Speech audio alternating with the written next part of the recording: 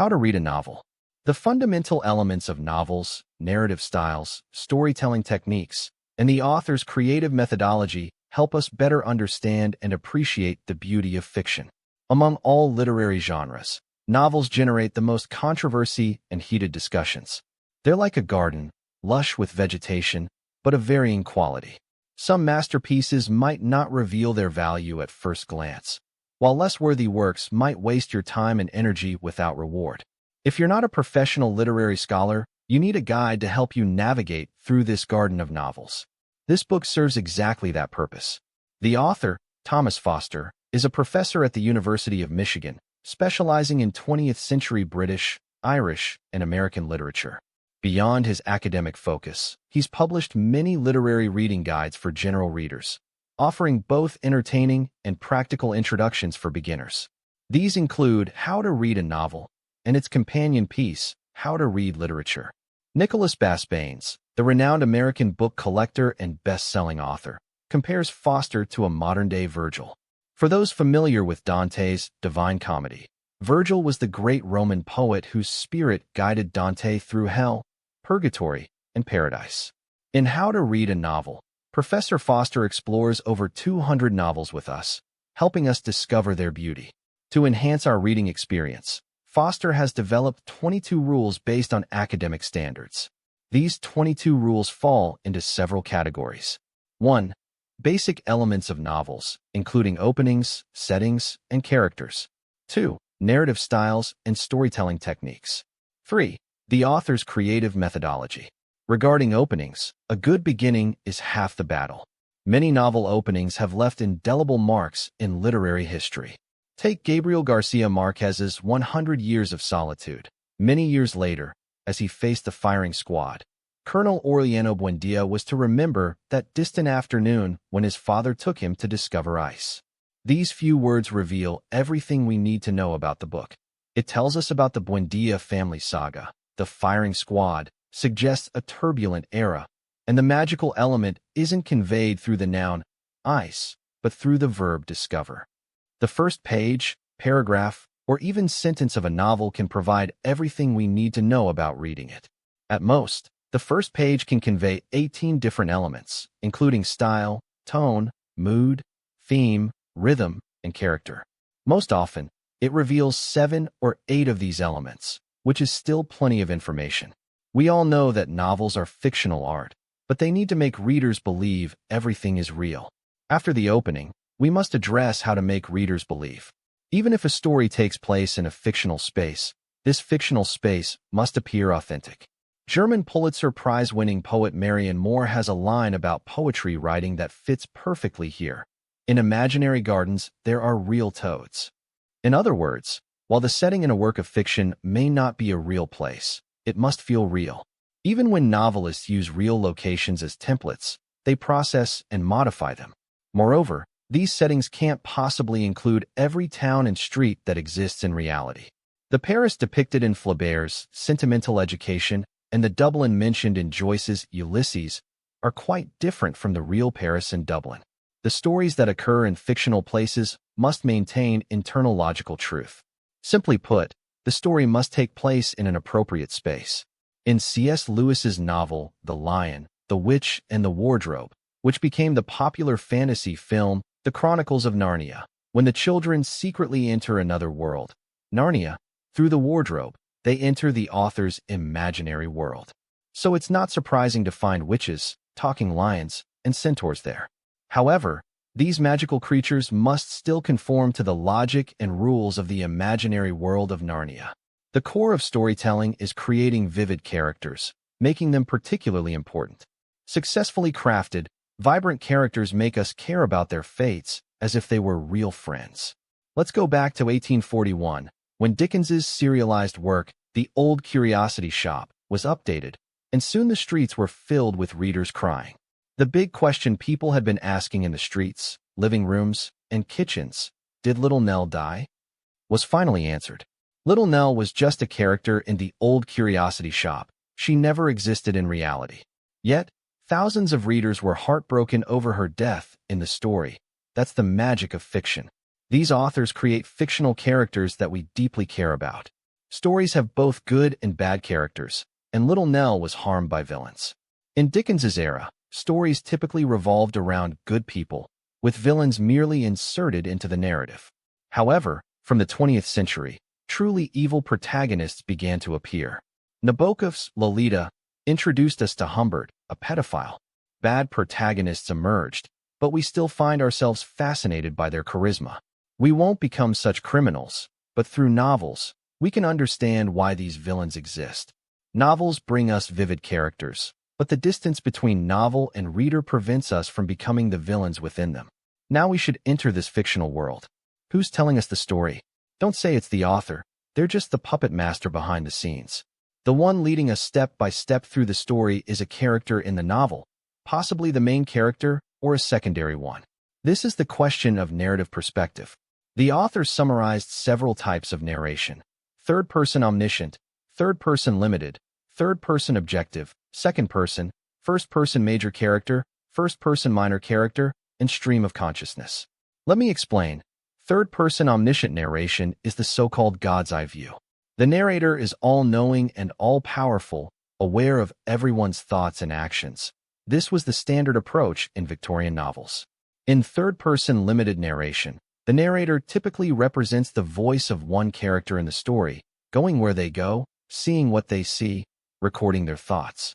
In third-person objective narration, the narrator is merely an outside observer, unaware of characters' inner thoughts.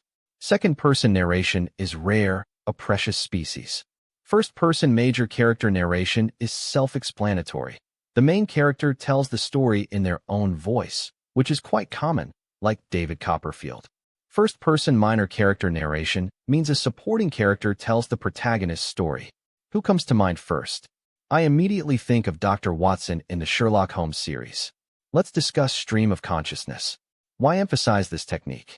Because it defines modern fiction. Long ago, narration was straightforward.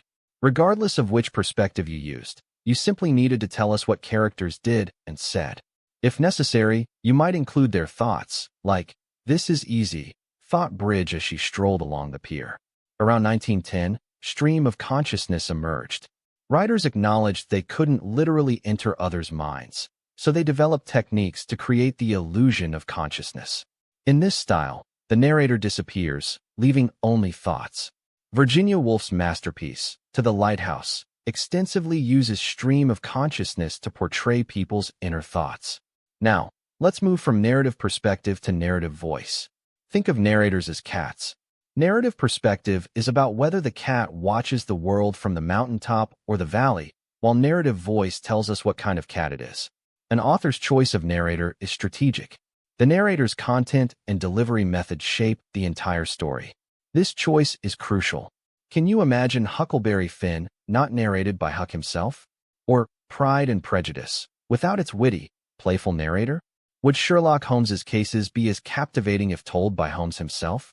With these basic elements in place, opening, setting, characters, perspective, and voice, let's explore the second major aspect: narrative style and storytelling techniques. Every novel has a central problem to resolve. You can't solve it through pure theory. That would make it an essay, not a novel. Writers must follow the principle of the universal in the particular. You can't write about everyone and everywhere. You must focus on one person, one place. For example, Augie March, created by Nobel laureate Saul Bellow, is a unique individual who embodies universal American characteristics. Faulkner's Yoknapatawpha County is specific, yet represents the universal nature of American towns.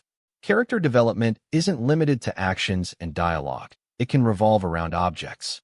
In Faulkner's As I Lay Dying, Jewel has his horse, Once obsesses over false teeth, Cash has his carpentry and dreams of a phonograph, and Vardaman has his fish, which he confuses with his dead mother.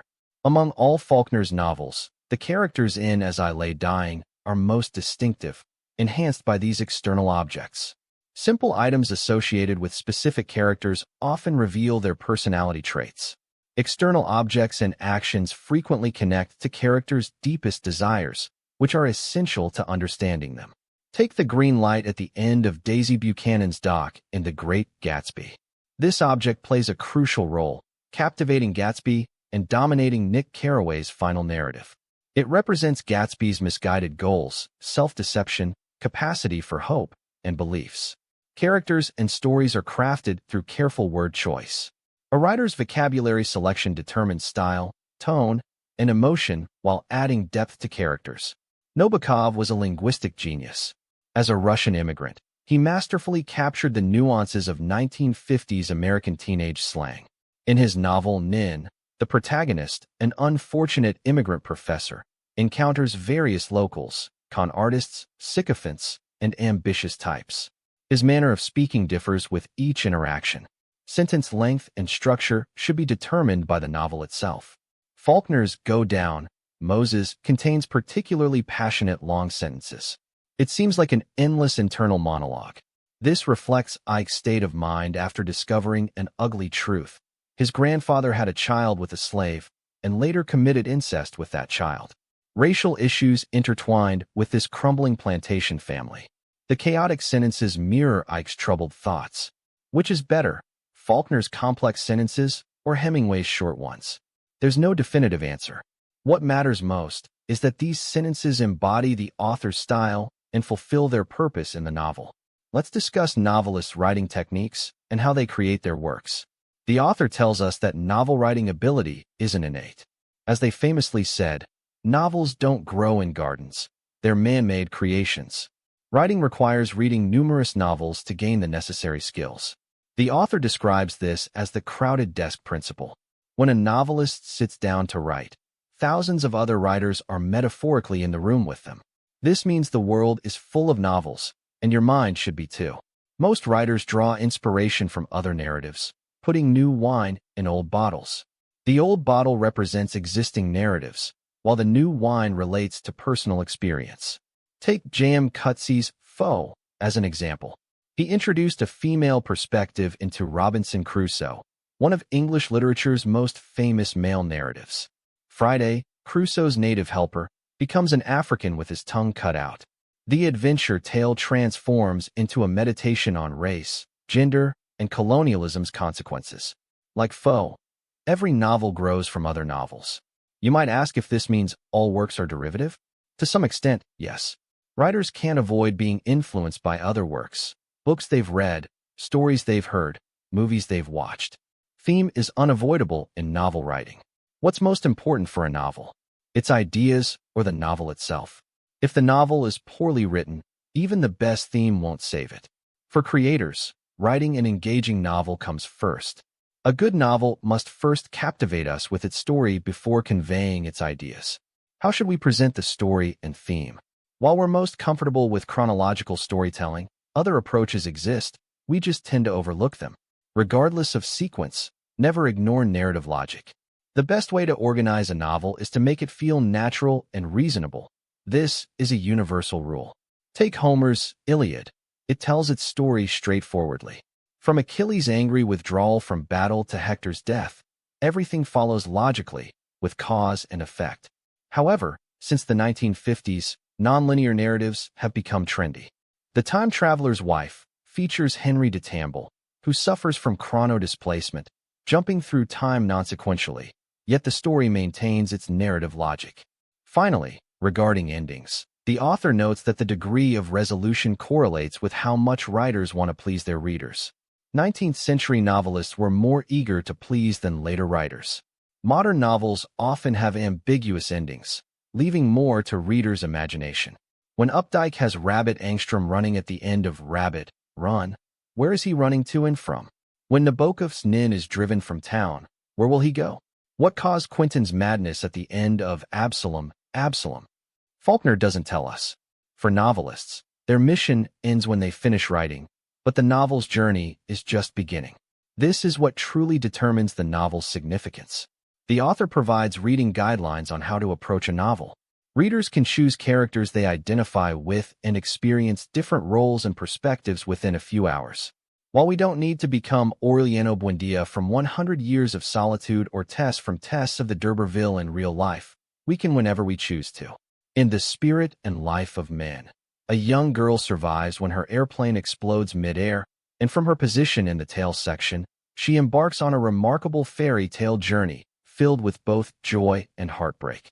While there's no historical record of an aircraft's tail section successfully gliding to landing, this doesn't prevent us from identifying with the character and experiencing her adventures, happiness, and sorrows. To better appreciate novels, the author suggests readers develop a deeper understanding of history. Every story, regardless of its plot, is inherently connected to history. Without understanding post-war America, it's difficult to grasp Updike's rabbit angstrom. History and fiction are deeply intertwined. Regarding the relationship between history and fiction, the author emphasizes that readers must invest in understanding historical contexts to better comprehend novels. Beyond historical knowledge, readers should immerse themselves in the story and, in the author's words, possess the novel they're reading. This possession isn't about physical ownership, but rather about claiming the work intellectually and emotionally, making it truly your own. The author provides the content, while readers bring it to life with richness and vitality. In How to Read a Novel, Professor Foster presents 22 rules for reading novels, which can be categorized into 3 main areas. 1. The fundamental elements of novels. 2. Narrative styles and storytelling techniques. 3. The author's creative methodology. To learn how to read and appreciate a novel, one must approach it from these 3 aspects. Ultimately, the author teaches us that novels are interactive experiences, co-created by both writer and reader. The author and reader engage in a spiritual dialogue, resonating with each other and uncovering meaning together. This approach not only helps us fully understand the novel, but also ourselves. This is both the method and meaning of reading novels. May you develop a love for novels and continue your journey of reading far into the future.